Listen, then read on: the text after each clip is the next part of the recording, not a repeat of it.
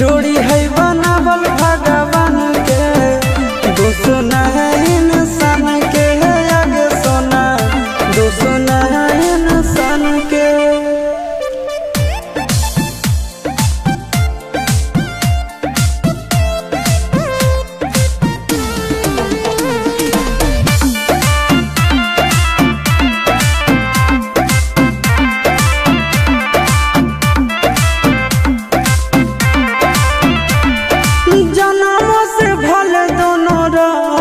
साथ में कहरम तो विधात के हाथ में,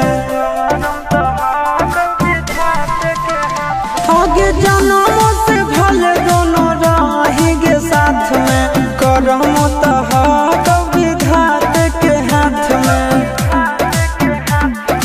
कन्हैया से मिल जाते हमारा तो मंगल तियल कान के, है आगे सोना मंगल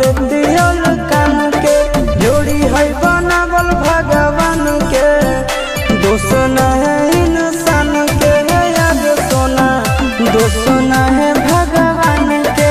जोड़ी है बनावल भगवान के, दोस्त न है इंसान के, है आगे सोना दोस्त न है इंसान के।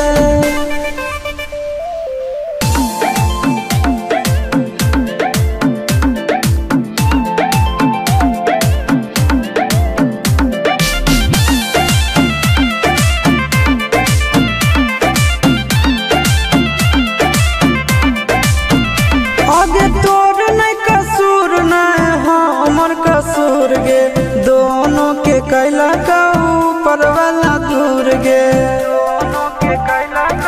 ये सोना आगे तोर नहीं